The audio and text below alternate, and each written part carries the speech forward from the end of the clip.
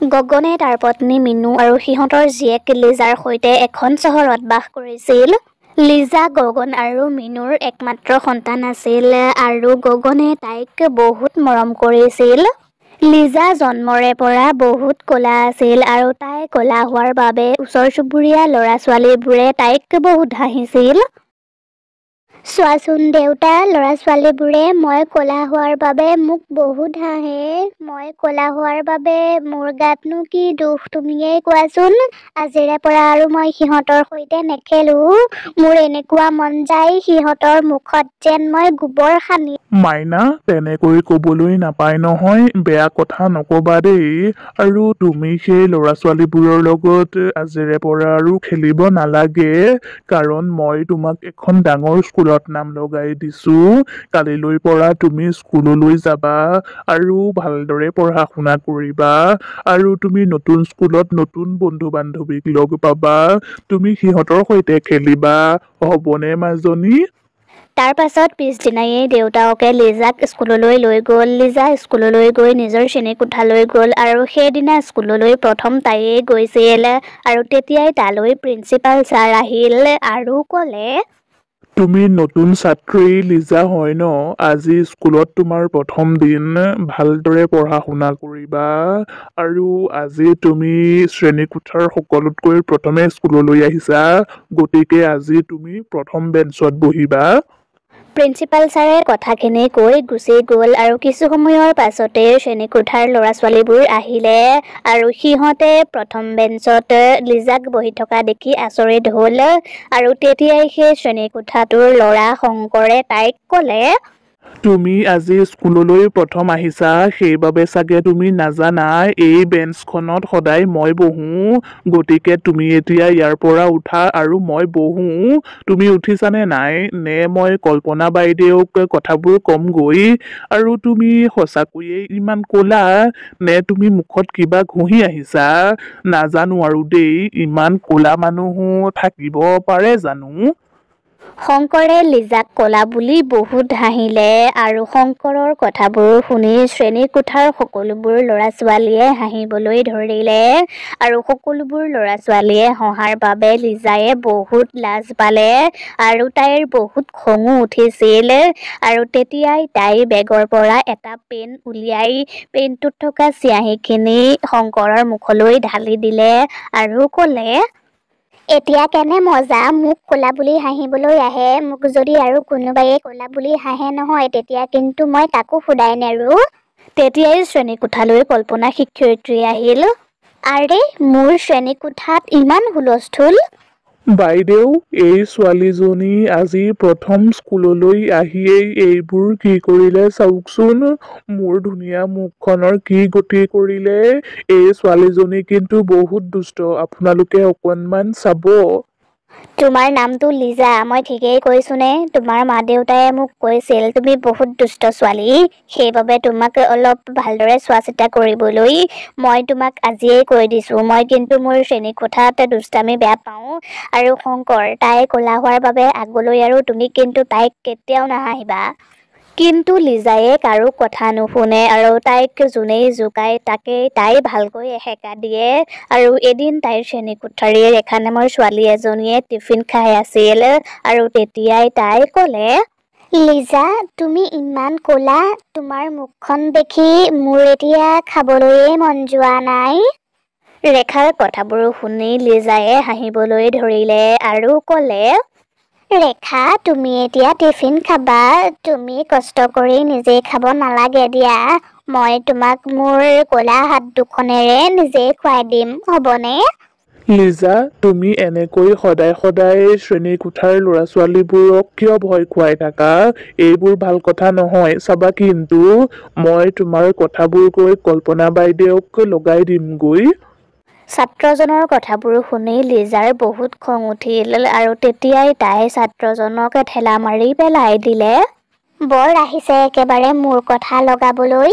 Tiffin খোৱাৰ পাছত ল'ৰা-ছোৱালীবোৰ শ্ৰেণীকোঠালৈ গ'ল আৰু পিংকুৱে শ্ৰেণীকোঠালৈ গৈ কল্পনা শিক্ষয়িত্ৰীক ক'লে, বাইদেউ, আজি টিফিন খোৱাৰ সময়ত লিজায়ে ল'ৰা-ছোৱালীবোৰক ভয় খুৱাইছিল আৰু তাই মোক ঠেলা মাৰি পেলাইও দিলে। আপুনি তাইক কিবা এটা কওকচোন। বাইদেউ, পিংকুৱে ঠিকেই কৈছে। তাই সদায়ে ল'ৰা-ছোৱালীবোৰক ভয় খুৱাই থাকে। তাই বহুত দুষ্ট ছোৱালী বাইদেউ। আৰু যোৱাকালিতো তাই মোক ষ্ট'ৰ ৰুমত বন্ধ কৰি থৈ গুচি আহিলে। ল'ৰা-ছোৱালীবোৰৰ কথাবোৰ শুনি শিক্ষয়িত্ৰীগৰাকীৰ বহুত খং উঠিল আৰু তেতিয়াই তেওঁ এছাৰি লৈ লিজাক মাৰিবলৈ ধৰিলে। লিজা, ইমান দুষ্টামি ভাল নহয়, কিন্তু শেষবাৰৰ কাৰণে কৈছো, আগলৈ যদি এনেকুৱা কৰা তেতিয়াহ'লে তোমাৰ মা-দেউতাক মই স্কুললৈ মাতি আনিম। শিক্ষয়িত্ৰীগৰাকীৰ কথা শুনি লিজায়ে মনতে ভাবিলে, ল'ৰা-ছোৱালীবোৰৰ লগতে বাইদেউগৰাকীকো শিক্ষা এটা দিব লাগিব। পিছদিনা লিজায়ে শিক্ষয়িত্ৰীৰ বহা চকীখনত গোবৰ লগাই থৈছিল আৰু যেতিয়াই কল্পনা শিক্ষয়িত্ৰী আহি চকীখনত বহিলেহি তেতিয়াই তেওঁৰ কাপোৰ লেতেৰা হৈ গ'ল আৰু তেতিয়াই তেওঁ কাপোৰ চাফা কৰিবলৈ গুচি গ'ল।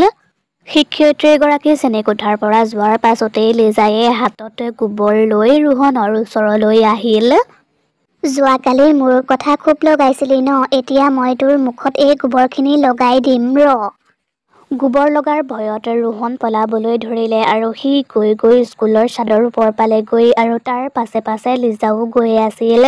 কিন্তু তাই ভৰিখন পিছলি ছাদৰ ওপৰৰ পৰা তলত পৰি গ'ল আৰু তলত পৰি লিজাৰ মৃত্যু হ'ল। লিজা মৰাৰ বাবে তাইৰ মাক-দেউতাকে মনত বহুত কষ্ট পাইছিল।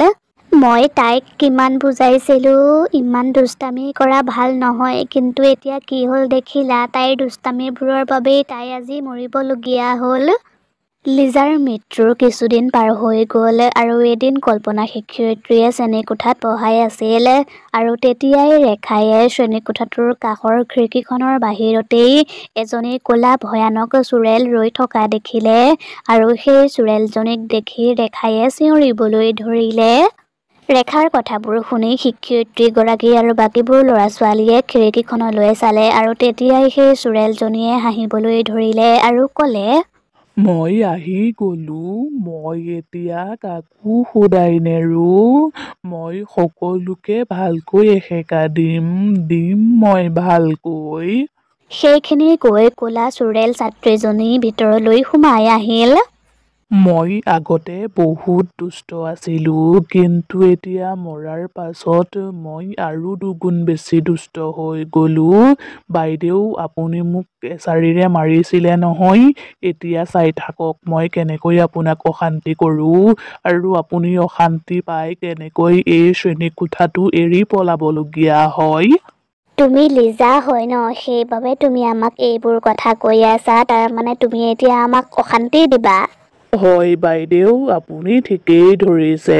ময়েই ক'লা চোৰেল ছাত্ৰী। এতিয়াৰে পৰা মই আপোনালোকক বহুত অশান্তি কৰিম।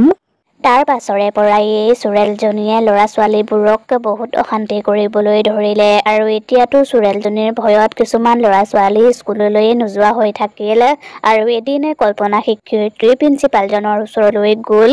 ছাৰ, লিজা চোৰেলে আহি ল'ৰা-ছোৱালীবোৰক বহুত অশান্তি কৰিছেহি আৰু এতিয়াতো চোৰেলজনীৰ ভয়ত ল'ৰা-ছোৱালীবোৰ স্কুললৈ অহা বন্ধ কৰি দিছে। সেই চোৰেলজনীক যদি মই এবাৰ ধৰিব পাৰো নহয়, তেতিয়া কিন্তু মই তাইক বহুত পিটিম।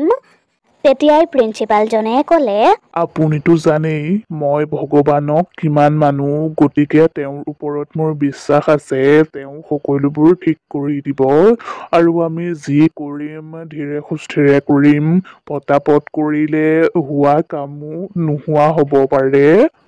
প্ৰিন্সিপালজনে কথাখিনি কোৱাৰ পাছতেই তেওঁ স্কুলৰ মন্দিৰলৈ গৈ এটা ভগৱানৰ লকেট আনিলে আৰু সেই লকেটটো তেওঁ শিক্ষয়িত্ৰীগৰাকীৰ ডিঙিত পিন্ধাই দিলে আৰু ক'লে, লিজা আপোনাৰ ছাত্ৰী আছিল, গতিকে আপুনি ভালদৰেই জানিব তাইক কেনেকৈ শান্ত কৰিব পৰা যাব আৰু যি কৰিবলগীয়া আছে আপুনিয়েই কৰিব লাগিব। মোৰ সম্পূৰ্ণ বিশ্বাস আছে আপুনি কৰিব পাৰিব আৰু আপুনি একো চিন্তা নকৰিব। এই লকেটটোৱে আপোনাক সহায় কৰিব। প্ৰিন্সিপালজনে শিক্ষয়িত্ৰীগৰাকীক ধুনীয়াকৈ কথাবোৰ ক'লে আৰু তাৰ পাছত শিক্ষয়িত্ৰীগৰাকী শ্ৰেণীকোঠালৈ আহিল আৰু তালৈ আহি তেওঁ দেখিলে চোৰেলজনী প্ৰথমৰ বেঞ্চতেই বহি আছে আৰু তেতিয়াই শিক্ষয়িত্ৰীগৰাকীয়ে এছাৰি এডাল লৈ চোৰেলজনীৰ ওচৰলৈ গ'ল আৰু তেতিয়াই চোৰেলজনীয়ে ক'লে, বাইদেউ, আপুনি মোৰ পৰা আঁতৰত থাকক আৰু আপুনি ডিঙিত এইটো কি পিন্ধি আছে? আপুনি কি ভাবিছে মই ভয় কৰিম? শিক্ষয়িত্ৰীগৰাকীয়ে ভগৱানৰ নাম ল'লে আৰু এছাৰিডাল লৈ চোৰেলজনীক বহুত পিটিলে। তই শ্ৰেণীকোঠাৰ ল'ৰা-ছোৱালীবোৰ আৰু মোক বহুত অশান্তি কৰিলি, গতিকে মইতো এতিয়া তোক পিটিমেই। তোক মই তেতিয়ালৈকে পিটি থাকিম যেতিয়ালৈকে তই এই শ্ৰেণীকোঠাটো আৰু এই স্কুলখন এৰি থৈ গুচি নাযাৱ। বাইদেউ, মোক ক্ষমা কৰি দিয়ক। মোক আৰু নামাৰিব মোক। মই আৰু দুষ্টামি নকৰোঁ। তোমাৰ দুষ্টামিবোৰৰ বাবেই তুমি মৰিবলগীয়া হ'ল। তথাপিও তোমাৰ একো খবৰেই নাই। তুমি যদি এই দুষ্টামিবোৰ নেৰা তেতিয়াহ'লে কিন্তু তুমি সদায় এনেকৈয়ে ঘূৰি ফুৰিব লাগিব। গতিকে তুমি ভাল ছাত্ৰীজনী হৈ মোৰ কথাবোৰ তুমি শুনা। বাইদেউ, এই ল'ৰা-ছোৱালীবোৰে মোক ক'লা বুলি বহুত হাঁহিলে, গতিকে মই সিহঁতক কেনেকৈ এৰি দিওঁ? শ্ৰেণীকোঠাটোৰ ল'ৰা-ছোৱালীবোৰে হাতজোৰ কৰি চোৰেলজনীক ক্ষমা খুজিলে। আমাৰ ভুল হৈ গ'ল, তুমি আমাক ক্ষমা কৰি দিয়া। আমি তোমাক ক'লা বুলি বহুত হাঁহিলোঁ। তোমাক আমি ক'লা বুলি হাঁহিব নালাগিছিল।